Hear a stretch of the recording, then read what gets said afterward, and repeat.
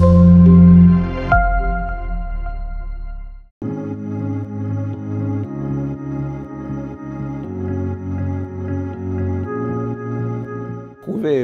un moyen de s'entendre au maximum plutôt que de se diviser, quoi. On est dans une société fragmentée avec des leaders qui ne parlent qu'à leurs propres troupes, mais pas forcément à tout le monde.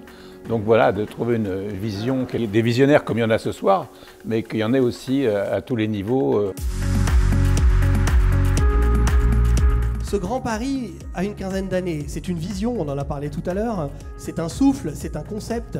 Et c'est surtout 60 milliards d'euros d'investissement sur les mobilités.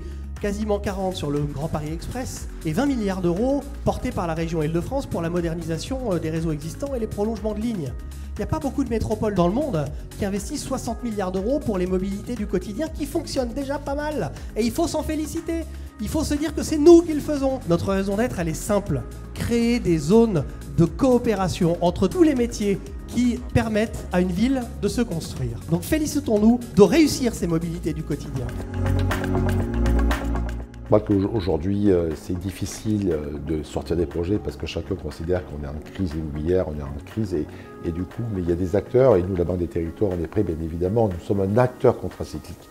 Donc on a bien évidemment les financements qui proviennent de l'épargne du livret A. On peut les mettre au travail, au service des projets et au service de l'intérêt général du Grand Paris.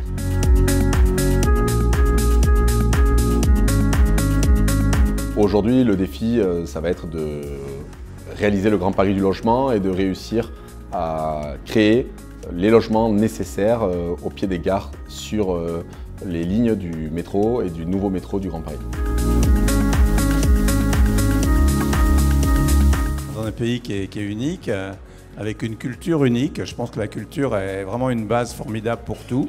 Et puis avec du dynamisme, un état d'esprit d'entrepreneurs et de gens qui avancent et qui aiment la vie. Mais on a beaucoup de chance d'y être.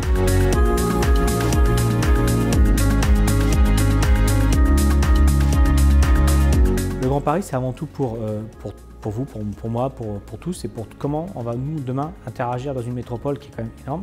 Et aujourd'hui, les enjeux stratégiques, c'est l'acteur Grand Paris arrive à mettre en connexion tous ces acteurs.